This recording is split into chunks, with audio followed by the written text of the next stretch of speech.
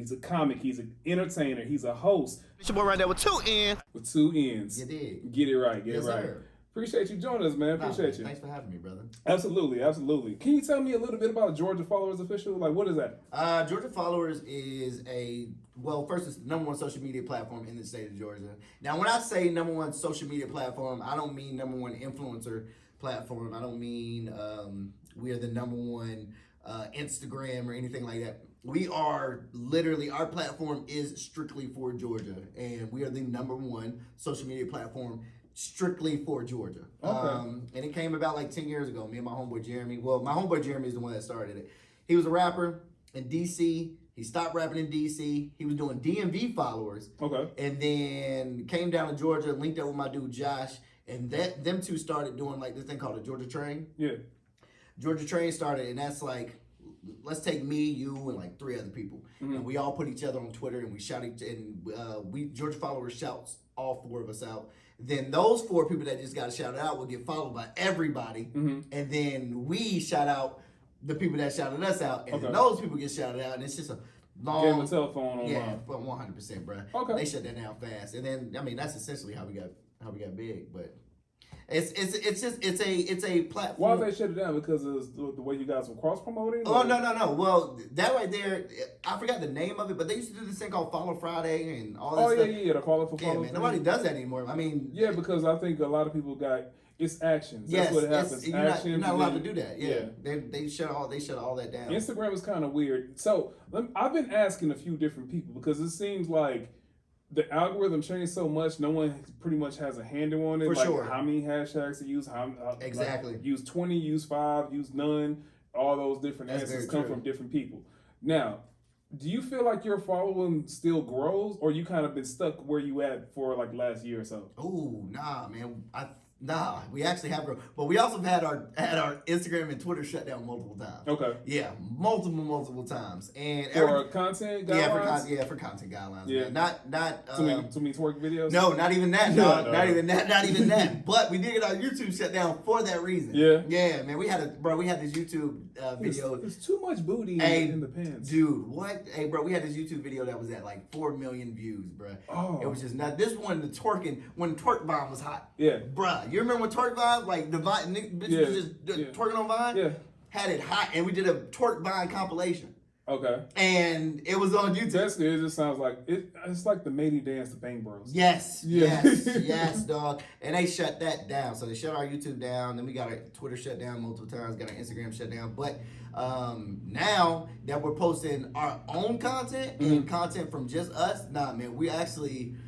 The views are going up, you know. More people starting to follow us. So yeah, I wouldn't say we lost anything. At all. Nah. So do you feel like you're still getting organic reach, or 100%? Okay. Yeah. Is it more so from like they're coming to your page because of the Discover page, or like you're being posted or reposted from other people? Man, to be honest with you, bro, I don't know where they're finding us at. I mean. A lot of people they find it. A lot of people. A lot of it's word of mouth, man. If you don't know who Georgia Followers is, a lot of times, 9 times out of 10, somebody's gonna be like, "You don't know who Georgia Followers is? Hey, bro, you gotta follow this account." Yeah. And that's how some of that happens. And then sometimes, you know, folks will see us out in the street and be like, "Hey, bro, you Georgia Followers?" And boom, that should have happened like that. So it's I don't know how they find us, but I mean, we pushing it out there though. Nice. All right, so I want to talk about.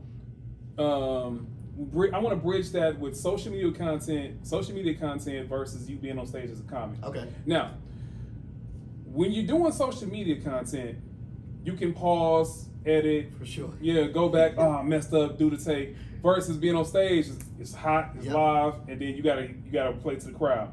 Which one gives you the most sense of anxiety or pressure? Oh, being on stage. What? Stage. 100%, man. Yeah. Yeah, I've never been in front of people like that. Public speaking is the scary. You know, it's like the #1 phobia of people. Yeah. That shit is scary, dude. I mean, and I don't think I have as much anxiety or fear of it now. But when I started, dog. Oh. I think even most people, it's just because you got everybody on the stream. Yes. The light is directly on you. Everything is you. You're like a puppet, son. And then that light is hot too. Bruh, you were like you remember the first time you were on set and then the lights hit you? 100%. You're like, damn, I ain't know I sweat this much. Hey, bruh, that was the worst set of my life. I came out on stage. First one I said is, hey man, y'all niggas having fun? Y'all niggas having fun? And dude, crickets. Oh my God, bruh. Have you ever worked through a bomb? Oh yeah, you have to. What I'm saying, like, you start off with a bomb, it's like, 2 jokes didn't land, your intro, they didn't give you the energy, and then you, and then you break it and they get back on your side. Yeah, I never have one of those things, one of those jokes to where it's just like, oh shit, I'm bombing, let me go to this joke and really get it back. I don't have that joke. Okay. A lot of comedians do have that material to where, let me do that. Me, I'm just like, yo, if I'm bombing, I'm gonna keep on rolling through my set and fuck it. But one time I did bomb very bad, man, and I love telling the story because it made me a better comedian. But I was talking trash to a guy named LeVar Walker on Twitter one time. Okay. LeVar Walker's heavy, bro. Shout out to LeVar. Yeah, I mess with LeVar. Oh my God, he's so funny, man. Yeah. And he's great. Amazing. Way too good, bro. He's super, super good. But I was talking trash to him when I first started doing stand-up, like 7, 8, 9 months in. Yeah. Talking trash to him. And I'm going back and forth on Twitter with this dude. And I get to Cat's Cafe one night, and I usually go to Cat's Cafe on Tuesday. And I'm bringing my girl at this point because I don't have anybody to go with. I don't know comedians like that. Bring my girl, we chilling. Yeah. Man, I get the Cats. I don't think this nigga's hosting the show. I'm like, he's not hosting. I don't see him. Boom, I write my name down on the list.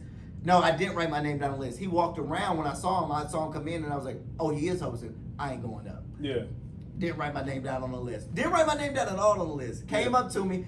He's pointing at me and all the comedians. I get on stage. Calls me on stage from a list that I'm not on. Right. I'm in the back. He's like, man, I know who's coming up next, man. I forgot, but I know who's coming up next now. Hey, man, this dude funny as hell. He hyping them. Hey, bro, hyping me up. He funny as hell, man. Y'all really gonna laugh, man. This brother is funny. Hey, give it up for Ronndell Smith. Hey, man, I get on stage, dog. 2 minutes. I lie to you not, dog. Yeah. I was on stage for 2 minutes. And let him tell it, it looked like I was up there melting. This nigga said, hey, bro, it looked like it was up there melting. Hey, bro, I was up there dying, nigga. Dying. Like, bro, it was a knife to my throat, and there was a dude in the front row. I remember this vividly. Dude in the front row. Hey, man, you funny as hell. Ain't nobody laughed at my joke. Hey, man, you funny as hell. Yeah. And all I had to do was be like, all right, man, my name Ronndell. Put the mic in the stand, walked off, bro. Did you leave or did you sit in silence? Bro, you can't stay. You can't leave that. You can't. As a comedy, you got to take that punch in the face and sit there and eat. I didn't ask because of comedy. I asked because you came with your girl. Oh, dude. That's like the equivalent of getting beat up in front of your girl, right? Yeah. Probably worse. You getting stumped. You got stumped out. I think that's probably worse than getting beat. Let me get his shoe. Yeah, I think that's probably worse than getting beat up by your girl. I mean, getting beat up. Yeah, I think that's probably worse, bro. Because I got to ride home with this girl after this. And you know, the whole time in her head, she's like, this nigga's never going to make it. He not No, what she'll probably say, when she'll hit you with that passive aggressive, like, yeah, you know, such and such hiring. Yeah. Or she hit you with, baby, you know it's going to be okay. It's going to, bitch, get off me. Yeah. Get off me. You saw what happened. Yeah. You saw Stop playing. You know, I'm not good right now. Yeah. I'm not in a good place. Yeah. I'm not in a good, and the whole time in her head, she's like, I'm never going to make it. I know for a fact she was thinking, this nigga's terrible. He's never going anywhere. Have you had that I made it moment yet? I've had it a few times, and then I had to humble myself real fast. That's why I asked, because some people say this is my moment, and it's like, nah, ain't it yet. Yeah. So can you describe those moments? I was on the show called Chrisley Knows Best. I've been on that show for like 7 years on USA, and the first episode I was on, it aired, and I was like, oh shit, I'm on TV. Yeah. I'm on TV, not even like regular, I'm on white people reality TV. Yeah. I'm not on like Love and Hip Hop, I'm on like real white people TV. Yeah. Everybody, and I'm the only black guy on the show. Mm-hmm. With no other black, so I'm standing out perfectly. And then I got on another episode. And then people actually start saying, yo, bring this kid back. Yeah. So I'm like, oh shit. And now I'm out with my parents one day and somebody recognized me. I lost it. Yeah. Broke as hell. Now, mind you, I ain't had no money. Yeah. Broke as hell. But I'm at the table like, yeah, hey, everything on me. Everything on me. Everything on me. Nah. Whatever y'all want, I got it. Y'all don't just hear this? My name Ronndell. Talk with me with some respect. Dog. Hey, bruh. Literally, I went on stage that next weekend and I'm talking about, I ain't get booed off stage, but I bombed my ass off. And I'm on stage like, hey man, y'all know who I am? Y'all don't know who I am? Ronndell, bruh.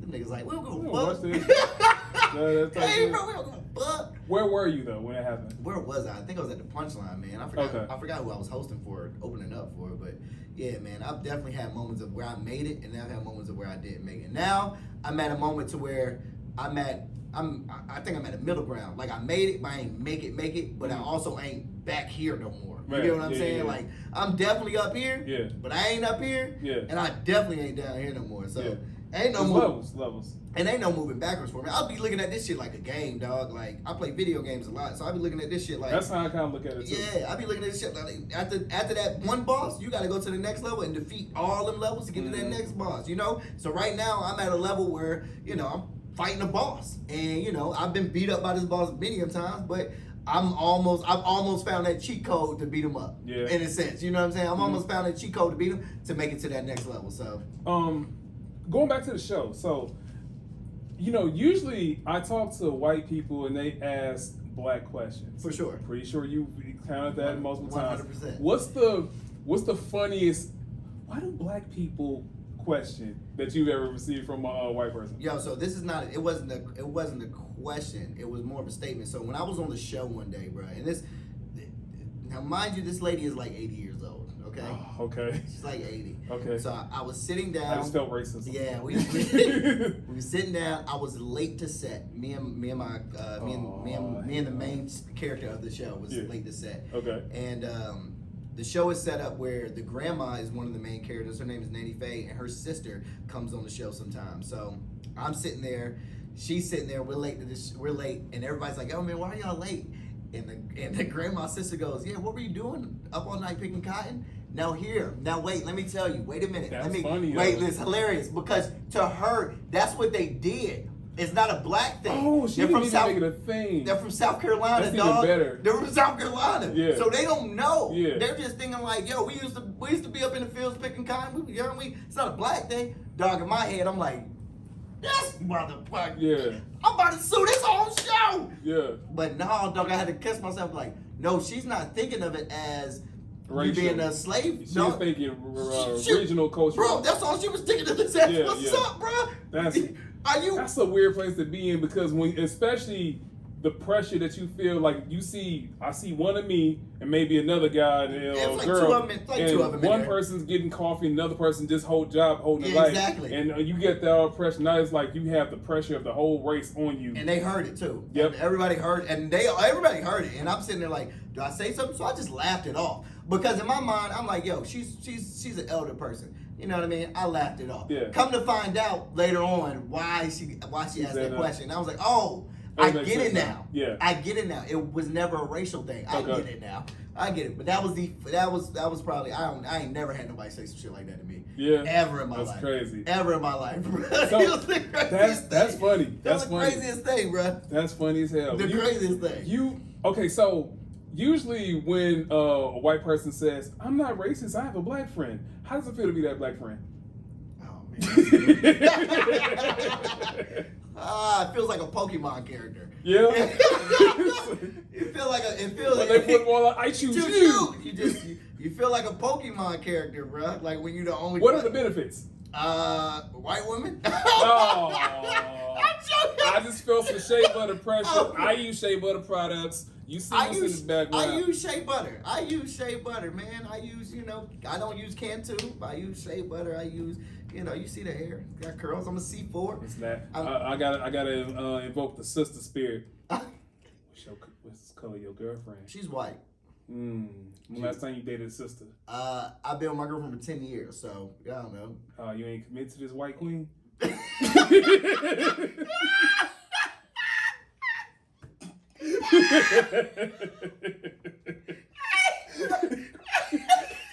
I gotta do it for the comment section. Oh my God! No, man, Wakanda forever, man. Oh shit! We don't marry these white women. No, I play. No. I got you. I can save you. All right. Now, are your side cheeks black? Yeah. nigga is wildin'. This man is wildin'.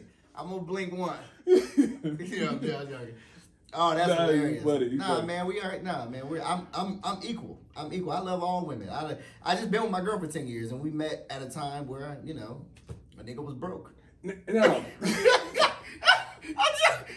She do got money though, but Oh shit. Now, I want to ask you this. So, being in a moment where you're working through and you hit those different stages in life, and when you hit those breakthroughs, how was it meeting someone in your situation? You came in, you were like, you said you were broke. Yeah, 100%. And when you started to hit those different tax brackets and different income paychecks and hit differently, how does that influence or your behavior in a relationship, or what changes for you? A lot, but let's just be clear. Nigga ain't in no different tax bracket, all right? I am in the same bullshit-ass tax bracket I've been in. Credit still fucked up out here, okay? But I am on another social status than I was when I started dating her. And yeah, it does mess up a lot of things, bro. I have definitely been in situations or been out in public to where people have noticed me, and you know what I'm saying? It's fucked up her head, like, I'm tired of this. Like, you hear? Really? Yeah, man, I would think you would go the other. I think would go the other way. She don't like that shit, dog. She don't. I'm not gonna say she doesn't like me being. It's not that they don't like you being successful, there we being go. recognized. Recognized. It's you can't have your normal moments. And I think that's what it is. But it is definitely messed up a lot from time at the house, and me not having time, and me being out, and me doing shit I shouldn't be doing and stuff like that. Yeah. But once I got to where I would go out and I can hang out with certain people, and I can hang around niggas with money and and I can be in these social circles, bro. Yeah, that's a weird feeling when you never really been in them social circles with niggas with millions of dollars and stuff like that, dog. There's like a culture shock when most people experience going from this place in the country or this usually people experience it going to college. For sure. From a small town, then you go to a college town. Sure. And there's a culture class or all the diversity and stuff that you didn't come from, right? For sure. So would you say that's a parallel to like being around people with absurd amount of money? Yes. So how do you move in that room without sticking out like a sore thumb or not asking the wrong question? I've been like I said, I'm from the South Side, but my friend circle when I was in the South Side were like the rich white kids. Okay. Yeah. So I've always hung around the rich white kids, but the rich white kids never had money. Their parents had money. So I just did rich white people shit. Like going on lakes and going on trips to the beach and things of that nature. Doing, fun stuff. Fun shit, yeah. But now when I got older and was hanging out with the rich white kids, now that they have money and they were able to do rich white people shit. A lot of coke? Cocaine everywhere, bro. Oh my God. And yes, I tried it for everybody out there. I tried it. You're a little bullshit, huh? Yeah, I tried it, man. It was not, hey, listen, I know why they do it. Put it like This is not an advertisement for drugs. I know why they do it, dog, bruh. Fuck weed. Weed is not a gateway drug. Do cocaine one time and you can be like, hey. What's the strangest thing you've done on coke? The strangest thing I've done on coke? Yeah. I don't really do strange things on coke, man. I just talk a lot. Okay. Yeah. See, that scares me because I already talk a lot naturally. Yeah. Me too. That's what I'm saying. When you get on cocaine. Yeah. No breaths. Yeah, no breaths. No periods in my sentences. Yeah, man. Then you just start saying shit that you use. Do you answer your own questions? Like I do that sober, brother. Yeah. Yo, what? I talk to myself If I get geeked up, that's why I ask because I do it too. Yeah, I talk to myself daily, bro. And answer myself. Do you answer yourself? It depends on how geeked up I'm is. I say it is. If I'm talking to someone and I'm very passionate about something, and it's kind of like I'm getting into like a monologue stage, I will answer my own question, and it's not like necessarily a rhetorical question. For sure. It's just I'm so amped up. I'm like, no, it don't make no damn sense. You know it don't make no damn sense. And then you basically have the conversation with it's not a conversation. It's a monologue with the audience. With the audience. That's all it is. That's all I do that shit every day. When I'm on the treadmill in the morning, I'm running, bro. I'm literally, hey motherfucker, you are that nigga, dog. Hey man, keep going. Oh, that's dope. Hey, bro, every morning. You gotta talk to yourself. I talk to myself on stupid shit too, bro. Yeah, me too. Stupid shit. Just shit you. All right. Brothers and sisters a lot? Yeah, I got 2 sisters, 1 brother. Okay, were you older, middle child? I'm the middle child, so it's my brother, me, and then my 2 younger sisters. Okay, see, I got honestly, I'm the youngest. Okay. So, and I spent a lot of time alone by myself. So basically, you had to, my best friend. You had to figure out shit. Yeah. Damn, that's terrible. How many siblings do you have? So I got a weird family. So my dad's side's like, excuse me. On my dad's side, like 10 siblings. 10? Yeah, and it's kind of weird because all my siblings are the same age as my mom. So it's like a weird thing. Like my mom. What is this? Hills have eyes? What the fuck is going on? I'm explaining. So ladies, and y'all do this. Y'all do the math on this stuff. Women that like older men, it's fun to have an older man. So you got the kid with an older man, then the kid is the same. The man with the older man has kids your age. Your kid is basically gonna be your girlfriend's age. So you got brothers that my are brothers, 50. my brothers and sisters are the same age as my mom. So so they're like 50, 60 years old right now. Yeah. That's crazy. Like none of them are young. Like so my I guess the experiences that most people have with their brothers and sisters, I got those with my nieces and nephews. Ah, yeah, because they were the same age. Yeah. I love black families. It's a weird pocket of life to be in, but it made me quite unique, I guess. It's so much fun when you just find. Now, when did you find that out? What age were you when you were like, yo, man, this is not normal. Why am I so young? And why are y'all so old? Damn, you know what? I never thought of it like that. You know what I'm saying? I honestly never thought of it like that. When did you ever go around them? You're like, dog, y'all you know like what made me think years about old and I'm 12. Like, what is going on? That's funny. I think for me, the thing that made me I questioned the most was I was 18 and my dad was I was getting ready to go to college, and literally my dad said, "Get in the car, let's go." You know, old people don't explain nothing. They just give commands. And we just go. Let's go. And we just go. And my dad always had like this. He always talked like he sounded like an argument's about to happen. It's just his voice. Hey, Get in the car, let's go. Did I leave the light on? I guess he tired of me leaving the light on. My last car ride. Hey, bro, I never thought of that. There are niggas out there that just always talk like they about to argue with you, bro. Yeah. And I guess that's why women don't like us with podcasts. Call back. Hell no. Yeah. I know. It's gonna work in here. So he takes me up the street and he introduces me to another side of the family that he created. Now I'm already a side chick baby. Oh wow. So it's a weird dynamic with me already with his I guess his more nuclear family. Okay. With his wife. So he had 10 kids with that same lady? Yeah. Dang. Yeah. So they probably hated you. Brothers, weird. Sisters, no. Okay, the sisters loved you. Yeah, because I think it happens with women. I think women get to a certain age, they understand the dynamics between relationships. For sure. And they understand that, like, the majority of them. With my sisters, I was fortunate because they looked at me and said, I didn't choose this situation. 100%. We don't choose the situation. Whereas my brothers, they just looked at me as like I'm walking proof of daddy cheating on my mama. Yeah. Which is I am. It's also very true. Yeah. It's a very true So I statement. couldn't but you know when you're a kid, you don't understand why they give you so much hate. Exactly. But when you get older, it's like you kind of got a reason. Yes. That's a mess. So I appreciate my sisters even more because they gave me the same love as they give their own children. And see, that's dope. Yeah. See, that's dope because it's. That's why I'm not a monster. Yeah. But have you ever found out have you ever found out some tea in your family? That now that I'm getting older, man, like you're 35, I'm 31. The best tea is when people are at this weird places. When people get together at barbecues. 100%.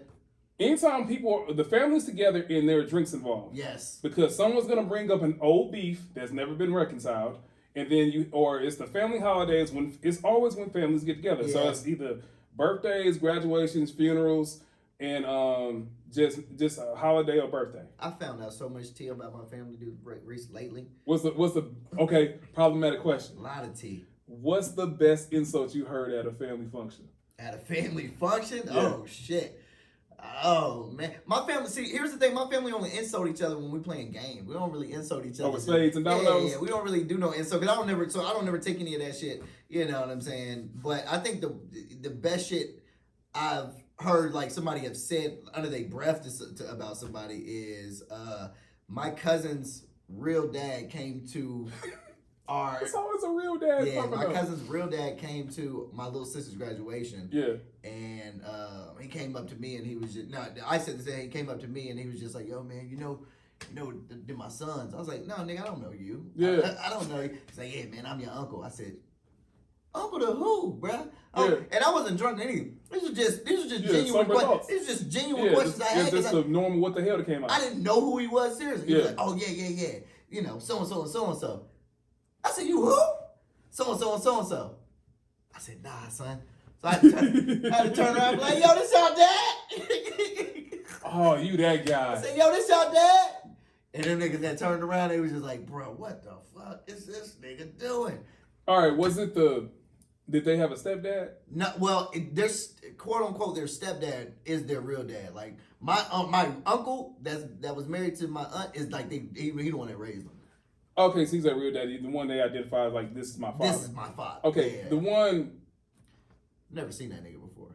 Okay, that's funny. I've never seen him before. It's always, every time I ask that question, it's always a real dad situation where you're so you know they ain't your real, you ain't their real boy or something. Right, even with my granddad, when my granddad passed away, man, my granddad was a Rolling Stone, but I had multiple aunts and uncles at the funeral that were just screaming and hollering, and I'm sitting in the pews like talking to my cousin like, "Yo, who the hell is that, dog?" "Yo, that's your aunt." I said, "Aunt to who? What is wrong with this family?" So that's what happened to me. So literally the family that I think this is all my siblings in one house, in one neighborhood area, I've seen all the family pictures. My dad said, "Get in the car, let's go. Go 5 minutes up the street from my sister's house." No. And walks me in the house. Didn't tell me where we're going. I think it's gonna be one of those awkward moments. Like every person has had an old person take them to an old person and say, "Well, I remember you when you was," and you like, "I don't know you." Yep. I'm thinking I'm about to have that awkward conversation. But I walk in, and I swear it's like a movie. No one says anything. There's no clarification. It's just, when black people touch your face and start hugging you, you're like, "Damn, did I escape slavery?" Yeah. So I walked in there, and everybody look. And then this lady at the time is just a lady. She walks out the kitchen. She walks up and approaches me. And like, first of all, anybody touching your face is just weird. Off the jump, especially strangers. The first meetup. I was like, "Damn, my mama ain't my mama." So she touches my face and said, "Baby." I'm like, "Explain this." Yeah. What is going on? I mean, somebody come with you that much love, you gonna hug them. How old were you? But Dad, How old were you? I was 18. Oh shoot. So I'm damn near grown. Yeah, I have no idea who these people are. No idea who these people are. It's my sister. No. It's my sister. No way. It's my sister. And apparently, so he introduces me to 3 other siblings. This another side family he had. Hey man, Pops was in the era. Pops was pre-AIDS sex. Oh, okay. All they had to worry about was little penicillin shots. You know what I'm saying? They out of and there. babies. They out of there. Yeah. So this lady is my sister. Joyce was not deceased, and it's so weird because it's like so much love and emotion coming out. It's like, but I don't know. I don't know who anyone. You are. I have no idea who these people are. But apparently, I had an older brother. I looked like him when he was the same age. What? So it's another brother, another sister, and then the sister right here in front of me. So it's 3 additional siblings that I didn't know existed. So it was 11 of y'all total. So I got in the car with my dad on the car ride home. Hey, hold the fuck up. I'm doing the math in my head thinking it's only 11. Listen, I asked my pop, and this first time, everybody got the little kid name, right? Yeah. So this first time my dad said my real name, my whole name. He said, I said, "Pop, how many kids you got for real?" He said, "Joe, I don't know." That's a real ass answer though, bro. It was, and I couldn't question it. He kept it a buck with you. Yeah. A ultimate buck with you, like, because he saw me doing the math in my head. I'm like, yeah. I done counted these 3 here, 4 here. I ain't never seen a matter feeling when you in a barbecue. Yeah, 11, 13, but you said you don't know. At that point, I was like, you know what, Dad? It's okay, man. It's okay, dude. Funny story. There's another brother I have that I don't know about. To this day? Yeah. And I just got that information from talking to one of my older sisters the other day. No way. Yeah. Did they just find him too? No, it's not. You know, somebody in the family knows the family secrets. Oh, they know them all. Yeah, like that's my aunt. My sister is the one that kind of, she was the closest to my dad besides me. Okay. But he didn't divulge the information that she got to me. Oh. Because, like I said, she's the same age as my mom. Okay. So she's got more. She got maybe 2 more decades of information. Yeah. Me is like. You just all the way. You was an accident, baby. I didn't know I had more baby juice left. It was dust till I saw you. You the best accident I had yet. Wait, so how old was your dad when he got with your mom? Man, I can't answer that question. Damn. All right, I put it like this. I always tell everybody my dad was like Morgan Freeman. I've never seen my dad young. Okay, so he's always been old. He's always been an older man. Had one of those old and faces. I didn't recognize it. You know how you asked the question earlier about you come to a realization like this is not normal? Yeah. I went to school. It's funny. I went to school and it's like my dad's in town and he came to pick me up from school. And I'm like, oh, Mike, Daddy, Pops. All right, cool. And then one classmate's like, is that your granddad? Like, damn, that's not normal. That's when I started looking at other people's parents. It's like, yo, they're a little bit older. It was a noticeable difference. Difference. Like my dad was already dying in size of his hair. Really? Yeah, whenever, and I didn't get that until I got older and everybody started dying and shit. Yeah, when great. People they like, yeah, you know your daddy every time he go see your mommy, he dyes hair. They were trying to be younger. Yeah. Hey, that's hilarious, dog. Yeah, it's funny. Oh, I got a weird family, man. But it's great. I think everybody has a different normal. It's a different level of weird. Yeah, but like I said, normal. If you say someone has a normal family, someone's a pedophile, someone's a serial killer, and someone's hiding a drug problem, and they'll come to the surface. And they hiding all that, Bad bodies in the yard. I would rather be in a family that is not normal and that does have issues and does have problems. It's out front and it's out in the open. Like, yo, she done did this and da da da da da. Like da da da. The people that are concealing, they have the worst, the most inner turmoil. 100%. I would never want to be in that family. Never. And I would imagine that's how it had to be a politician's kid. Like, bro, what? You can't have struggle out in public. Never. Nobody. You can't. You have to be perfect. Yeah. Like I know. Like when George Bush's daughters, whenever like doing the cocaine and being these drugs, it's like, hey, bitch, do you not know who I am? Like, relax. Like, calm down. She's like, no, Dad, I've been doing this since I was 16. I'm just now telling the people. It's like, bitch, I know that, but they don't have to know that. Don't tell them, like, you've had this drug problem. Like, I don't want them to know that you had a drug problem. But I know there's people out there struggling, dog. I've had friends that their picture perfect life look picture perfect. Mm-hmm. And in the back burner, I'm knowing, like, yo, son, like, your life is not perfect. Yeah. Like, and you're hurting inside knowing that your life is not. It's so tragic. Yeah, that hurts, man. That hurts knowing that I can't be or let somebody know that I had this great life or I had this horrible life because my life looks so great on the outside. Mm-hmm. I have many of friends like that, and it sucks because my life was terrible. It wasn't terrible. I tell you, man, my life was good. My life was great. But I was just one of those kids that just was rebellious, fucking. You know what I mean? I just didn't, bro. I ain't just wild nugget, bro. I tell you a story. This is how bad I was. This is a fucked up story. This is how bad I was. I got in trouble one time, and I tried to kill myself. But here's the thing, though. I did the dumbest shit. I tried to hang myself in the closet, but as I was hanging myself, my mom just walked upstairs. And this is how I know my mom and my dad, they love me, but they ain't like me. My mom just walked in. My mom walked in. She looked at me, and she looked at me and said, "What are you doing?" And I was crying. I was like, "What do you think?" How old are you? Oh, dude, I had to be like 13. And she was like, "What are you doing?" And I was just like, "What does it look like? I'm killing myself." She was like, okay, man, get the fuck down. Like, dinner's downstairs. You tripping. And just walked out my room. Walked out my room. I mean, she called the preacher that night and was like, "Yo, this nigga is tripping. He trying to kill some of his shit." Yeah. But, yeah, my parents were, man, my life was fucking, I was a wild kid, though, man. Well, I guess it leads into my next question. So, keeping in the theme of rebellion, what's the joke that got you in the most trouble on stage? Most trouble? Yeah. Oh, man.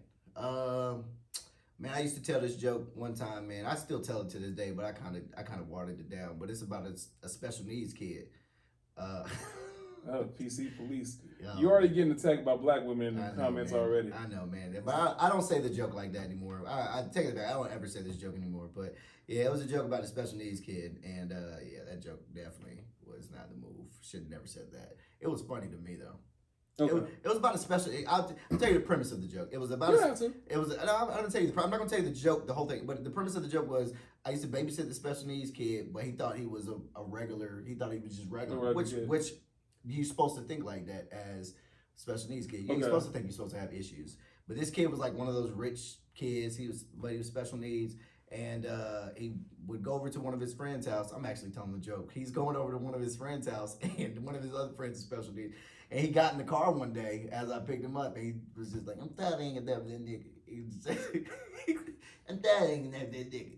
And he was like, he retarded. I'm not laughing. And I'm not laughing. He's retarded. And I had to hold my laughter back, and I had to tell him, I was like, yo man, you don't say that. That's not a good word to say verbatim. This. He looks at me and he just goes, nigga, I'm retarded too. I said shit.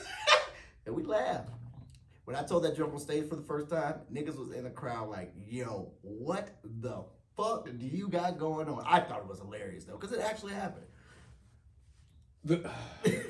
It's weird because I thought it was funny. When real things happen that are funny, that are not meant to be funny, those are usually the funniest things. Man, that's the most genuine shit, man. Yeah, but like when you present it that way, it's like, oh, he just tripping. He's wilding. Yeah. Yeah, said that. Haven't told that joke. It's my first time telling that joke in like 5 years. 6 years, man. I didn't tell that joke. I've been doing stand for 10. It's probably gonna be last time. Yeah.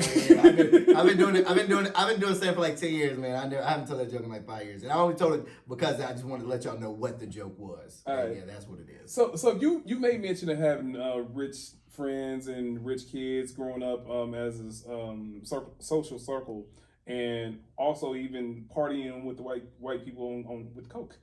100%. So what expectations do you say you go into a party and you know you're going to an all white party and then you're going to an all black party? What are your different expectations on your experience?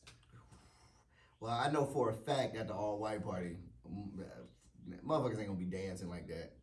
It's gonna be a vibe, but it ain't gonna be a vibe. But in the black party, that shit gonna be a vibe. But also in the black party, it's too much stunting in a black party. And that's one thing I don't like about going to black. It's too much. Everybody, I don't like going to clubs like that because everybody want to stunt. Everybody want to, one thing about white people, they're going to enjoy themselves. Yeah. They're going to have a good time. Mm-hmm. They don't give everybody in the room is rich. Yeah. So nobody gives a fuck about how rich you are, how much money you have, or does it. Nobody cares. So it's never a dick swing contest. It's always just like, how fucked up are you trying to get? Here's some cocaine, here's a drink, here's this, here's that. Let's get drunk, let's get fucked up, let's have a good time. Yeah. With black parties, it's more of a, I don't necessarily have to be a total person, but I have to tone back the fun that I'm having in a sense. You know what I mean? Like it looks corny. It looks corny, but I don't care. It's not that it looks corny, and it's not that I care what people think, and maybe I do in a sense, but I think we all do to a certain extent. Oh, but for sure. It's a matter of how much we're willing to admit. Yeah. And I think I do care what people think to an extent, but I also don't want to. If I'm with some people, I ain't trying to embarrass nobody. So I know if I'm with people, I ain't trying to wild out. You read the room. Yeah, man. If niggas is just kicking it, then I'm gonna just kick it. You know what I mean? But I know at certain white facilities and white places, I can wild the fuck out. Okay. I can wild out, have a good old time, bro. Yeah. Have a good old time, but. Both having fun. You know what I'm saying? Like, I don't drink like that. It's just different types of fun. Yeah, man. Like, I don't drink like that anymore. I definitely don't do drugs anymore. So, I definitely calm down. It's good to say that with a camera on. Yeah. Well, after this, we gotta get fucked up. No. So question. I saw a picture that you posted, and I don't know if you were joking or if you were serious. This should be hilarious because I don't know what picture you're talking about. That's the best part, right? I don't know what picture you're talking about. So, did Pete Davidson really try to bag your girl? I wasn't with a girl at that concert. I was with my homeboy, but I was backstage and I met him. But yeah, he a cool nigga. Okay. He did not try to bag my chick though. Okay. Nah. I wish he did because that would have made the joke way more funnier. Okay. Yeah, I was lying like shit. Okay. I be lying on my Instagram. That's why I had to ask. I be lying on my Instagram. I'm doing hard-nosed journalism. Yeah, bro. If you look at anything, I be lying. Half of my shit be some lies. Well, we talked about your, I guess your worst PC joke, and then the line. So I'm gonna put a bow on it. So, what do you think? Some people say now is the best time to be a comic, whereas some people say it's the worst time because of the PC police and these various factions and people that will attack you. Whereas other people say it's the best time because you have so many different outlets of ways of making money and reaching people. So, what would you say? What was the best time to be a comic, or versus the worst time? Oh man, back in the day, 70s, 80s, 90s, bro, that was the best time. You literally could say whatever the fuck you want back then. Mm-hmm. Now, like you just said, nowadays the PC police are at an all-time high. The PC police aren't as PC online though, man. Social media, they aren't as PC on social media as they are on stage. On stage, really, man. Online, I would think it would be backwards. Nah, man. Online, you can do whatever you want online. To be totally honest, a video, man, you can do. I mean, they gonna say shit in the comments, but what's really gonna happen? They're really gonna cancel you off that. But now, if you say some shit, I've never put it like this. I've never seen anybody get canceled off of a sketch or a video. Okay. Have you ever seen anybody get canceled off a sketch or a video? Anytime it was a video, it was a video of something they said either via tweet or something they said on stage. Exactly. So it's always on stage. But these are these are like direct videos. There's no sketches. There's no skits involved. These are shit that they're saying to the camera. Yeah. Or say, I'm talking about sketches. I'm talking about never. Yeah, never, because that never will happen. Nobody's ever gonna cancel you off a sketch or a skit, man. Nobody's canceling. Not a black person. Not a black person. They've canceled plenty of white people off sketches. I have to throw that out there. Yeah, plenty. Yeah. But you will get canceled real quick on stage, man. Real quick on stage. There's certain things you can't say, like you can't say the R word. You know what I'm saying? White people can't say the N word. Mm-hmm. You know what I'm saying? Can't say the F word when you on stage with the LGBT plus community. You can't. You know what I'm saying? There's a lot of things that you can't say now that you could say before, and it will be okay. Like look at oh fuck man, I just watched him the other day. Not Craig David.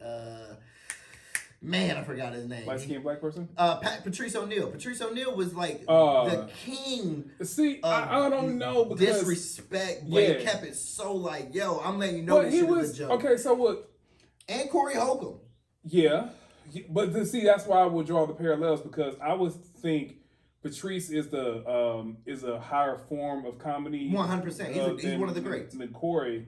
And I don't think he got his flowers while he was still here. Because I personally didn't find out about him until after he passed. Really? But I grew up sheltered in the backwoods of the country. Okay. So, yeah, I ain't have internet. Gotcha. That's hilarious. It's a true story. True story. Only 2 channels. Damn. Yeah. Damn. Yeah. Anyways, a lot of random videos. Anyway, so your Blockbuster bill was high as hell. Man, that was a weekend activity. For real. Because they go to the movies. Yeah. Yeah, for real. But so with him, his clips now, you can't cancel a dead person. And then I think with his comedy, there was so much realism and it was said with a joke. 100%. But I don't even think it was him necessarily being comedic. I think he had comic as a title, but I think he was just a real person that said things that most people want to say. He was a great speaker. Dave Chappelle, Cat Williams. These are the 2 examples of people that are comedians, but they speak the utmost truth, and it just so happens to be funny. Yeah. Dave Chappelle's the best at doing it, man. He speaks the utmost truth. It just so happens to be funny, and people take it as, yo, man, what I'm saying to you is not anything that nobody doesn't know. It's, you know, these are things that people know. These are things that people hear all the time. Mm-hmm. It's coming from me, now it's all of a sudden terrible. That's the fucked up thing about the industry. Like, me and you could talk right now off camera, off the podcast, and we could say some real fucked up shit. Mm-hmm. And it could be real, though. Yeah. Real as hell. But we wouldn't go out there and say it in the world because, we know what happens. It hurts you. It hurts people's feelings. But if the world was more of a... You just made me feel like an old white man. I just want to say nigger. Yeah, that's all. I mean... I just want to tell some nigger jokes. Hey, bro, and that's literally... Hey, bro, what's funny, and it's funny you say that because that's literally how it feels. It's literally like, bro, I just want to say that the N-word a few times. I don't hate him. I just want to call him nigger. I just want to say it a few times. I'm not mad at him. I like Lil Baby. You know what I mean? I don't want to mute myself when I'm fucking drunk. And it sucks. I say the same shit. I want to say it. And I don't know why I have the accent. It's just fun. Yeah, I don't know why either, but I like it. It's fun. I like it. I like it. So much fun. I like it. I bought a Trump hat just because it's fun. Dude, I wish I would have did that Trump shit. I wish I would have bought a Trump hat, took a picture of it, and got that money like that girl did. On Twitter. I don't know if you saw that. No. Oh man. I thought you were about to go Kanye. Oh no, man. So she took a picture with it. Took a picture and said her parents kicked her out of the house for loving Trump, and they ended up giving her $250,000. But it was all a finesse. All a finesse. They GoFundMe a $250,000. I love the internet being bruh, stupid. Stupid, bro. She took but see, that's took the Trump off. Okay, and so said, gotcha, bitch. So gotcha. Just finesse $250,000 out these motherfuckers. 2 semesters of college. What? Oh my god. So that goes back to my original question. Is that the best time to be a comic or the worst time? Well, now? Yeah. Now. I mean, there's more. As far as like if you want to make a successful longevity career out of it, yeah, now is the best time, man. There's so many avenues to be a comedian, man. It's pointless. I mean, there's countless and countless of avenues, man. You know what I mean? Like, so yeah, if you want to do stand up now, do it, because there's so many ways you can do it. You can do stand up from your phone every day of the week and never get on stage and be one of the most successful comedians. I've seen that. Now, you've been on stage for 10 years, right? Yeah. Now, that brings me to another slew of questions. How do pound the pavement in the streets comedians feel about online only comics? Most of them like them. Yeah. You have to, because you got to adjust, man. You got to adjust, just like the internet has to adjust to the internet. Like, really? Motherfuckers had to. I've seen so many comics go the other way with it. Yeah, when AOL came out, motherfuckers was like, okay, and the old people like, okay, dial-up came out, okay. You got to adjust to Wi-Fi. Yeah, motherfuckers didn't know how to work Wi-Fi, but you got to adjust. You got to adjust to laptops. You gotta adjust, man. You can never be stuck in your own ways, especially in this industry. You can never be stuck in your own ways because you ain't gonna never get nowhere. You always gonna hit here and never go nowhere. So how do you feel when a person that hasn't been on stage, they haven't built their sets up, but they built their following up solely off skits and bits online, right? And then they get on stage and they bring in more crowd and more intrigued for them, but they don't have the street cred. Oh, it don't matter. If they get on stage, they gonna bomb. We don't care about that. We know most of these internet comedians are gonna bomb when they get on stage. It's only a few dudes that can tussle with the best of them. DC Young Fly, Desi Banks, let's see, King Batch. This guy named Trevor, this white dude named Trevor something. There's only a few of these internet comedians that can tussle with the best of them, bro. That really can get in the ring and go toe to toe. They might lose, but they can go toe to toe with them dogs, bro. Okay. So next question. It's a real Atlanta question, but it also trended on Twitter for a good little bit as well. What about T.I. hitting the sets? I love it. I think T.I. because the terrible thing, the only thing that's bad about T.I. getting on stage, and this is, I forgot him and Godfrey had like some. The back and forth about it. But I think it was comedy, the unwritten rules. Yeah, it was just, but comedy etiquette. And the point that Tony Baker made that made total sense is T.I. has to realize that yes, he does have an upper echelon way to get into a room versus a regular comedian, bro. And that's no comedian's fault. That's all T.I.'s fault for being good at rapping. Yeah. You know, there's no comedian's fault for being, not having a great career. It's just, T.I.'s fault for being really good at rapping. Yeah, of course you're going to bring out a crowd. You're fucking Tip, man. You're Clifford Harris. Who's not going to want to come see you bomb or do good? Yeah.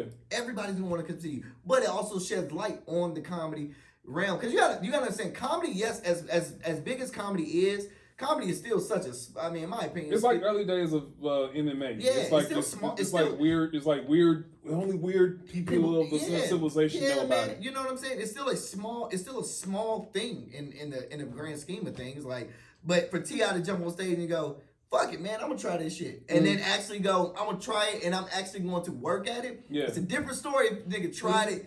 And just playing around, yeah. Man, I done seen this nigga out at R Bar. I done seen him out at, Cat's Cafe. I done seen him out working material. Yeah, I think he's funny. Oh, he's funny. I think he's funny. T.I.'s not funny. Yeah. T.I.'s not funny. Are you kidding me? Like, this my daddy house. Nigga, that was the funniest line. You just live here. This my daddy house. Bruh, that was hilarious. It wasn't supposed to even be funny. That was a funny ass line, dog. That was a great line in ATL, and I don't care what nobody say, bro. Listen here, bro. This my daddy house. You ain't getting no cutty last night. Come on, man. You gotta be kidding me, nigga. If you don't think that nigga funny, bro. funny. No, he's funny. He's funny hilarious, man. He's funny as hell. Yes, dog. So I totally want T.I. to succeed. And for any comedian that's like hating on T.I. for being in that situation, bro, is just a hater in the general of comedy. Because I want every comedian to succeed, especially if they black. Mm-hmm. Fuck it, man. So yeah, I like T.I. All right. I want T.I. to go. So let's play problematic questions. Yes, sir. All right. What's worse? What's worse? A comedian bomb on stage or a bad gospel singer? A comedian bomb on stage or a bad gospel singer? Yeah. What's the worst bomb? Ooh, comedian. Ooh, bad gospel singer, man. Why? Because you gotta sit through it. Yeah, but if you fuck up a gospel song, bro, that's horrible, bro. You mess up a gospel song. That's come on, man. We sing gospel songs in the club. You feel what I'm saying? We sing gospel songs at brunch, dog. That's so Atlanta. Bruh, yeah. Are you kidding me? Yeah, that's right. Like, we sing gospel songs at the club. Yeah. Like, my bad, it's my sister. You good. Probably another question in my head. Let's see. All right, we can go. Let's see. What's worse? Someone eating your food or someone wearing your clothes without asking? Someone eat my food. I like food too much. You can wear my clothes. This is, I don't care about this. You eat my food though, we got an issue. You've been to college. You've had your shit. Yeah. That's a terrible feeling. Yeah. It's an empty feeling. You liable to fight a nigga off that. Yeah. You liable to fight. Absolutely. You liable to fight, especially if it's. And here's the worst: if you got some food that you really wanted, though, that's the worst. That be the real. That's a breakup. Yeah, it's like going to buy something and the store's closed and then you didn't know they changed the hours. Come on, dog. Come on, dog. Come on, dog. It's R&B like video sad. When you crying in the rain, dog. It's one of those. It's upsetting. All right. What's worse? Passing gas undercover. Man, you so childish. This nigga is childish. It's real questions. Somebody passing gas undercover, or driving your car and not putting, and someone driving your car and not putting gas in. Oh man, someone driving your car and not putting gas in it. Now you drive my shit and you don't put gas in it. We definitely got a problem, bro. Back in the day too, but yeah, driving my car and not putting gas in it. That's the most disrespectful shit. You eat my food, drive my car without putting gas. That's disrespectful. Yeah. That's disrespectful, bro. Yeah. Why would you do that to a nigga? Because people do that. It's some trifling people out here. That's why I have problematic questions. You know what's very funny though? Is niggas out here that's driving their girl car right now that don't put gas in it. So, there's niggas out here driving their girl. I don't know if you watch Abbott Elementary. No. What's that? It's a show with Quintia. Forgot her last name, but one of the episodes, her boyfriend dropped her off at work and sent her a text message saying, "Hey babe, your car need gas." And I said, "Hey yo, you're wildin', bro." That's a wild boy. But I used to do the same thing though. Yeah. Yeah, man. Yeah, I used to do the same thing, bro. When I had no money, I used to drive my car. I used to drive my girl car to all the clubs. Give it to her the next day, no gas, and be peacefully sleeping. And be peacefully sleeping. Hey, bro, peacefully sleeping. Now I get a text message. You ain't putting no more gas in the car, and I just be like, "Damn, my bad." Go right back to sleep. Yeah. That was some fun. Hey, bro, I used to do some fucked up shit, bro. I was a terrible boyfriend. Still kind of bad, but I kind of learned from my way. Got a little bit better. Yeah, I got to learn a little bit better. All right, problematic question. What's worse, a mouth breather or a loud eater? How loud is the mouth breather breathing? Oh, breathing? Like, is they breathing like that, or is it normal? Is it a normal? It's post sprint 100-meter race interview mouth breathing. Why the fuck they breathing that hard? I don't know. Why is they breathing that hard? I'm gonna go with both, because why is you breathing that hard? You got asthma. Number one, you get that shit checked. And number two, was you raised in the barn? Like, stop eating with your mouth open, bro. Close your mouth. Eat with your mouth closed. That's gross.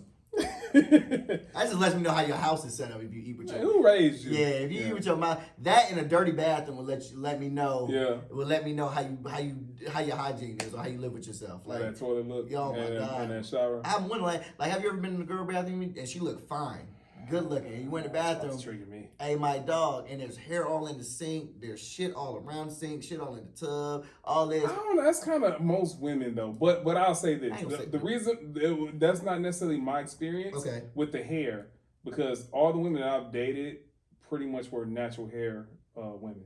Okay. It's the girls that wear the weaves and wigs. Got you. Not necessarily wigs, but because wigs you can pop them off. But it's the weave.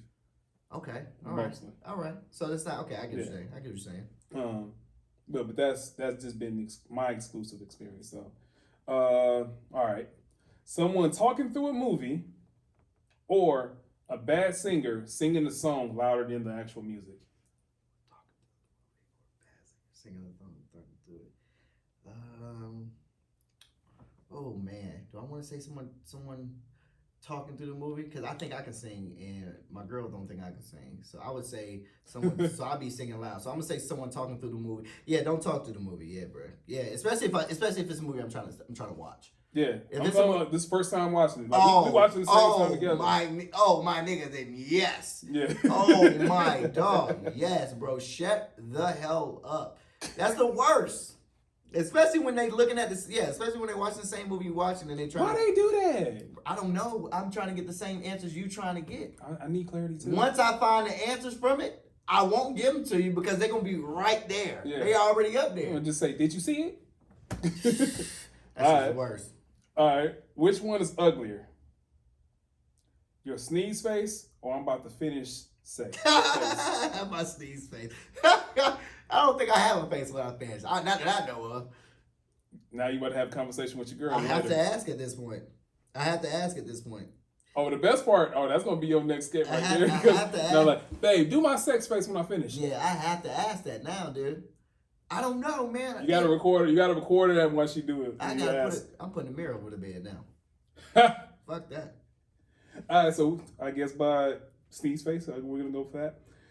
All right, what's more disrespectful? Someone popping up at the house, or someone just calling you without telling you they're gonna call her? Oh man, just popping up at the house. Bro, I'm so busy, bro. People call me all the time, dog. That don't bother me. Yeah. But popping up at the house, I don't know. I might be beating my meat. You gotta stop, come downstairs. It's nothing worse than getting called as an adult, like when you just trying to relax, and beating your meat's part of relaxing. Yeah, exactly. Yeah, don't get that twisted. It's part of relaxing. And then you gotta get up. Like girls have spa days, we have meat beating in peace days. Yeah, exactly. That is our spa day. I just thought about that. Beat your meat week. That's what we got. Beat week. Meat week. Yeah, like, that's the worst. We always call it Shark Week. Yeah, that's the worst. Yeah, you wonder why we always say we playing the game. Psych, bitch. Stupid. Psych. Stupid. All right. What's worse, hitting your funny bone or hitting that shin? The shin. The shin? Bruh, this right here, they gotta put shit on these tables, dude. On the corners? On the corners of the tables, bruh. Like, it ain't nothing worse walking past the table and hitting it. It's, oh my gosh, dog. That and your pinky toe. That was my next modifier, but yeah. That and your pinky toe, man. All right. Who got more bodies? Party promoters or truck drivers? Good one. I want to go with truck drivers. They got that. They bodies don't. I wouldn't want to count those bodies. I wouldn't want to count those. So I'm gonna go with party promoters. Party promoters? Yeah. Okay. Statistically.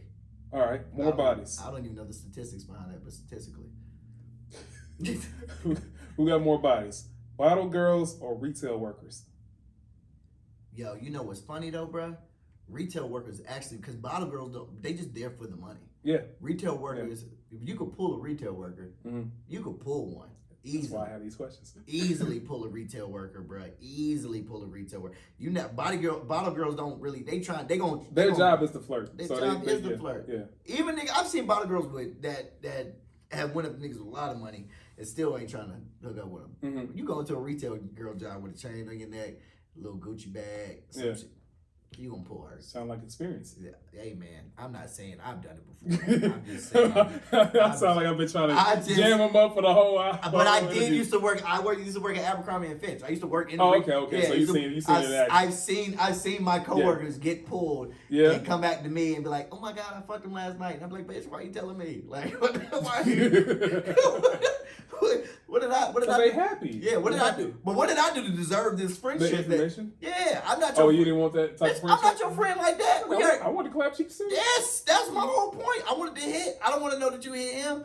No. That's a lonely feeling as a man. Very lonely feeling, because now you coming to me telling me that, letting me know that I will never be able to hit. Not necessarily. Yeah, I mean. You play it right, but that's the first feeling until you get into the deeper, darker side of adulthood. For sure. But see, I ain't got no game, man. No? Just a funny nigga. Well, see, I don't have game either. Yeah, I'm just funny. Conversation. Yeah, exactly. Conversation. Just know how to talk. That's all it is. More bodies. Nurses or bartenders? Nurses for a fact. I know that for a fact. Any other question? I know that for a fact. Though. I can say that without blinking. Yeah, I know that for a fact nurses have more bodies. Why? Oh, bro, I know this nurse who, I know for a fact nurses have more bodies. 100%. Damn. Yeah, bro. They're always on the job, man. Once they got the job, my homegirl has told me nurses are probably the horniest people in like all job professions. The horniest people. Yeah, bro. I mean, I'm not saying get any ideas, but what I'm saying is break your leg once or twice. Go visit the ER. That's all I'm saying. You know what I'm saying? If you got good insurance. If you got good insurance. Even if you're not, they'll still fuck you.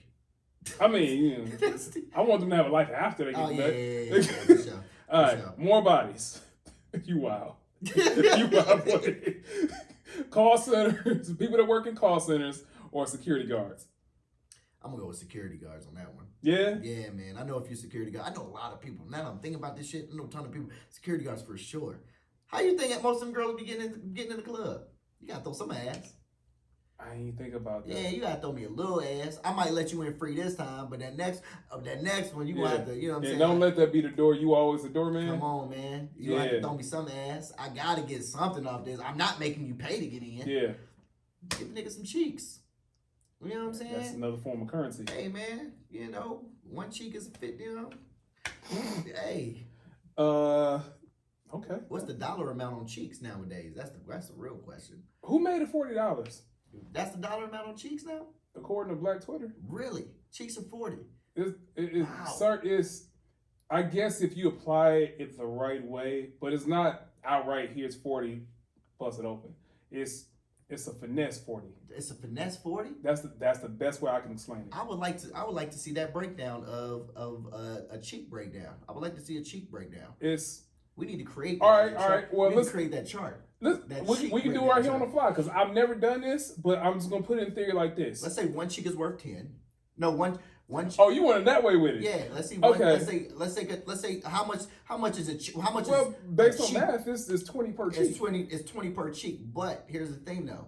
If you're only, let's say you only hit half of the way. What's a halfway hit? You ain't finished. You know what I'm saying? Maybe y'all got caught up. You know what I'm saying? You didn't go all the way. Maybe it's 20 a cheek, but if you eat the ass, it's a whole. See, I can't put that in my math because that's not in my budget. I see what you. Okay, understandable. You don't have an ass eating budget. Yeah, I don't have an ass eating budget. Understandable. Yeah. And I think most men don't have ass eating budget. I don't know. I think I'm one of the last remains. Okay, all right. Because of what I've been told. I have ass eating budget for sure. Yeah. But what I'm saying is, cocaine. Yeah. Cocaine don't make you eat ass.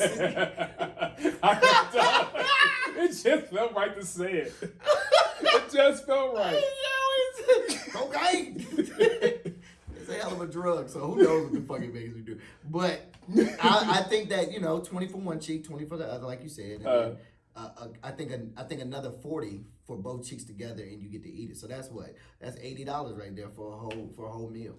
So the route I was gonna go with the finesse 40, it's gonna be something like this. So earlier we were talking about you don't have to have game, but you conversation. So you only got $40 to work with. Pull it to make it a drive-through situation. Okay. Drive-through situation. Oh, you ain't got no gas? I'll throw a little gas in there. it's not how much gas you put in there, it's the effort. Oh, okay. This is the way you're So doing. you finessing the effort. I like this. And then now you driving throw around. Throw a little 5 here, throw a little 10 there. Right. You break around the. So it's once you hit about 40, it it's look like you done fast. You done always it look like you done bought a lot of shit. Let's say, and I don't smoke, but this is say the dude smoke. He already got bag on deck, so he ain't had to buy a new bag. Yeah, he just went and got some Rillos. Right. Got you. But it looked like, hey, I'm gonna give the girl the money. She gonna get the Rillos for sure. Cause now she feels like I'm putting some gas in the car. It's really like that's like $5-10 on some bum stuff. Exactly. But it looked like, oh, we doing stuff. He taking care of business. Like, you know, he doing effort. You finesse the 40, and then you over the course of a day. Yeah, it looked like by the end of the night you smoke.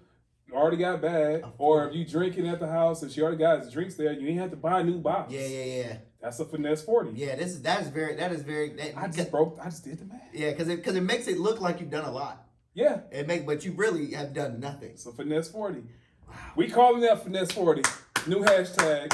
Finesse 40. Hoodie's gonna be online soon. Finesse. I feel like Nora on what you call it. Just give it up. Finesse 40s. Finesse 40s. Finesse 40s. That's. I think we might have just broke the internet with that part. Yeah. Finesse 40. Finesse 40. All right. What's worse? Wild sleeper or noisy sleeper? A wild sleeper. I can handle a noisy sleeper. Yeah. Yeah, man. I mean, I'll barely sleep as it is anyway. So that's most of us that grind like we do. Yeah, bro. I barely sleep as it is anyway, bro. I be up at 4, 5 in the morning, just God damn, I'm up thinking about all kinds of dumb shit. Creative mind prison. Yes, bro. Yeah. And you be stuck too. Yeah. Be stuck because you want to do so much shit, and it's just like, God damn. Do I really want that? Do I really want? I gotta do this shit tomorrow. I want to shoot this. Mm-hmm. All that shit, dog. All right. What causes more fights? Arguing over the thermostat temperature or how hot the water is in the shower? I don't take a shower with nobody, so I don't got that argument. And you never tried to have shower sex? Yeah, for sure. But I mean, I'm not doing it now though. You know what I mean? Like that shit is. But hey dog, when I say me and my girl be on some like yo, I'm upstairs playing the game, she downstairs watching TV, nigga. We walk past each other, hey, kiss. Oh, be here, but we got space. Yeah, got space, but we here. Yeah, exactly. Okay. But we together, you know what I'm saying? But I mean, I'll fight over the thermostat in a heartbeat, my nigga. don't. I mean, I like shit cold at night anyway. Yeah. So that extra. I think that's most men. That's extra hot. It's our balls. Yeah, well that too. Yeah. That extra hot shit on shit, bro. Like that shit ain't the move, dude. No, ain't no cuddling. Nah, ain't no cuddling. Dog. That shit is not the move. You gonna get stiff armed. I don't care if you're a nurse. Immediately, bro. Yeah. Immediately. That shit ain't the move, bro. Hell no. 70 degrees or lower. Facts. 7 degrees or lower. Facts. All right. Which bag has more sauce? A woman's purse or that bag right there? Or the fanny? Yeah. The woman's purse? I ain't got shit in here. What do I have in here? It's an aesthetic piece. I got my keys and my wallet and my pen when I need to write jokes down. Is that an asthma pump or mace? Oh, no, this is mace. Oh, okay. Yeah. I don't carry a gun. Don't say that out loud. Oh, yeah. I mean... I'm playing with you. Y'all run up on me if you want to. I mean, I ain't got shit for you. You a roaster robber? Yeah, you know. Yo, dumbass, this is why you failing at life right now. You don't even know how to pick the right target. It's a fake watch. Robbing the wrong people. That's what's wrong with y'all. Y'all keep robbing the wrong. Give them a speech about life. Y'all robbing the wrong people, dog. Robbing the wrong motherfuckers. Like, and plus I don't be outside like that. So, catch me if you can. All right. What's a phrase that a person says that lets you know, phrase or gesture that lets you know that they're lying? Check this out, man. That's one of the best. That's country as hell. Check this out. Check this out. Check this out, Check man. this out, man. Check this out. Or my favorite is, but what I was saying is, after they finish the statement, but what I was saying is, I love that one. Okay. I love, but check this out, man. I love that one. I'm trying to think, man. I be hanging around a lot of liars. I got one. Well, for me, it's itching. It's itching and temperature checks. Temperature checks. So if they eyebrows get itchy when they gotta think about something, just like that right there. Oh, here we go. He's selling some shit. And then temperature checks is when they roll the back of that neck, like, yeah. Bro, fam? Just tell me the truth. You hit that, didn't you? But listen though. Listen though. Nah, nigga, I've already heard you. But listen though. No. And you always know a nigga lying, but hey, bro, I promise you I'm not lying. Nah, nigga, I know you're about to lie right now. I know you're about to lie. When somebody say, I promise you I'm not lying. Yeah. That's it. That's the one. You about to lie. That's the ticket. You about to lie. And it's not about to be good. See, I lie a lot. So I know. I know. For the Zodiac hashtag, what's your sign? Cancer. Yeah, I lie a lot, like too much. But wait. Y'all not really big on lying like that. Y'all can hurt motherfuckers, but y'all not the worst when it comes to lying. Bro. I like to lie. That is you like to lie. Because here's the thing. Here's the fun thing about lying. You gotta catch me. That's like a game. If a nigga catch me in a lie, you want to be a villain, but you don't want to do the time. So this is it. This is it. Okay. This is it, man. I want to be caught. It's like it's the thrill of the chase. It's the thrill of the chase. It's like I'm gonna lie to you. Yeah. I'm gonna be very good at it, but I'm not gonna. You got to catch me. And sometimes I'm very bad at it. Some days I'm like, fuck it, man. I lie. That's funny. I lie about dumb shit too. Sometimes, man. Just lie about. Motherfuckers ask me questions, and I could tell the truth. Man. Yeah. Okay.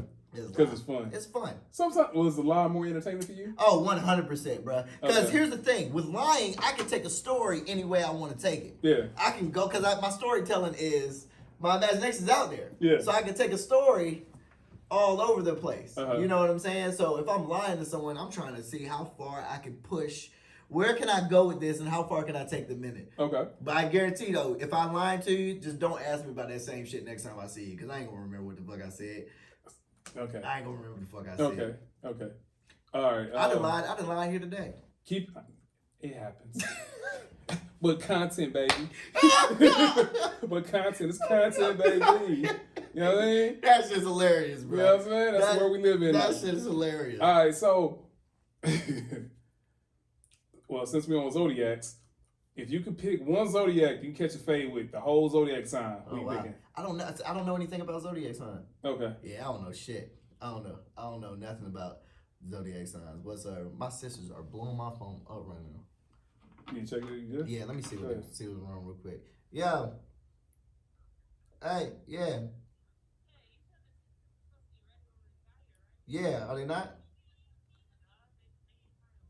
Yeah, they're under my name though, so I don't know why they're making you wait though.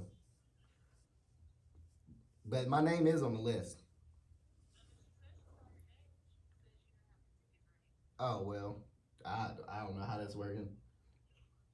Let me hit up Melissa. All right. You want to go real quick? Nah, she good. Oh, more lies? Yeah. They know what it is. I told them what I'm doing. No wait, what'd you have? Oh, you don't know about Zodiac, so I'll skip over that. I don't. All right, so I don't know shit about Zodiac. So. I got this one. Well, depending on how the answer goes, we'll see if we keep it in or not. All right. If you got to choose between two scenarios. Okay. No head, but you have access to all other sex positions, or you get head in only one position the rest of your life. No head, but you have access to all sexual positions? Yeah. I'm gonna go with head for the rest of my life. In one position? Yeah. All right. Follow-up question. Doggy What's the style. one? Doggy style. Yes, sir. I'm gonna go with head with one for the rest of my life, though, for sure. Yeah, that shit's amazing. That shit's incredible. You can't beat head. What's Juicy J song? I love having sex, but I'd rather get some head. Yes, 100%. It's a great author of our time. You know what I'm saying? Great author of our time. Yeah, bro. I'm getting that and keeping it moving. Yeah, man. All right. This is the last problem question I'm going to throw at you today. What would you rather control? The radio or the AC in the car? Oh, the radio. Radio. Yeah. I gotta, I gotta listen to the tunes. Yeah. Yeah, man, you don't want to be in the car listening to fucking Taylor Swift or some shit that you don't want to listen to. I mean, shout out to Taylor Swift, but I just don't like Taylor Swift. I just felt all the shade, but it's like, you wouldn't have to be Taylor Swift if you had one of us. Well, first of all, I don't know what she listened to, man. We got 2 separate cars. I try not to ride with her ass. I try not to ride with my girl. Y'all got an old people situation. Y'all damn near got twin beds. Yeah, we do.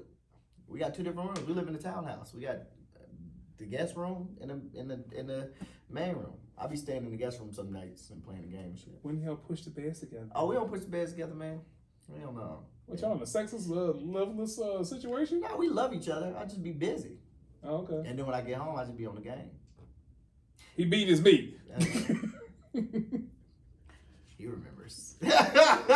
Some callbacks. He remembers. All right, man. You got anything you want to throw in today? Nah, man. I had fun. This is great.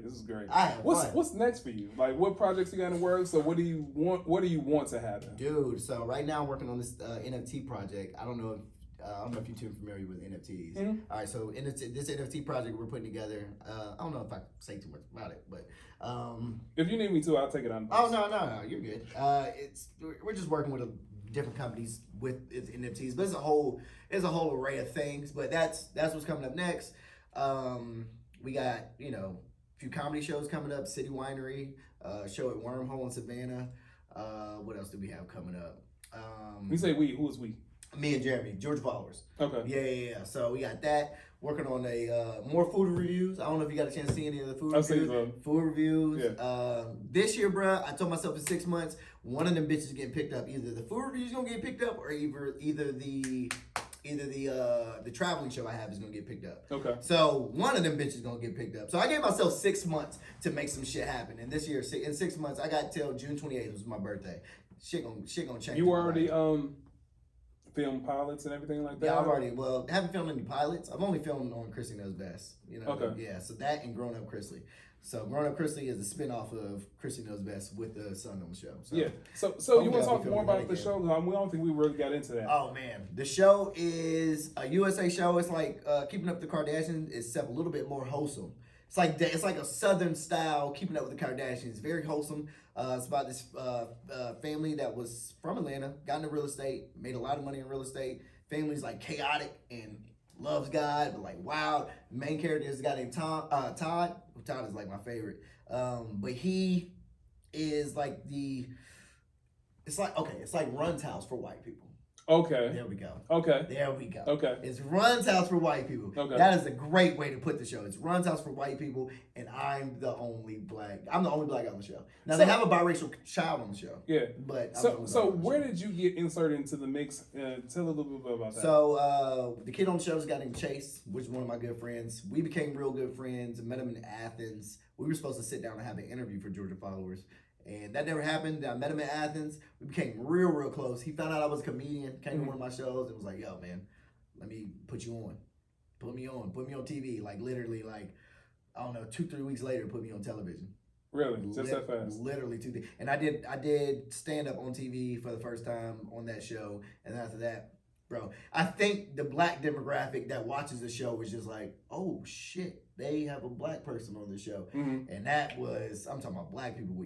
I'm talking ate it up. Yeah. Like, yo, there's a black dude on the show. Bring him back. Keep him coming. Man, yeah. Episode after episode. So let me ask you this.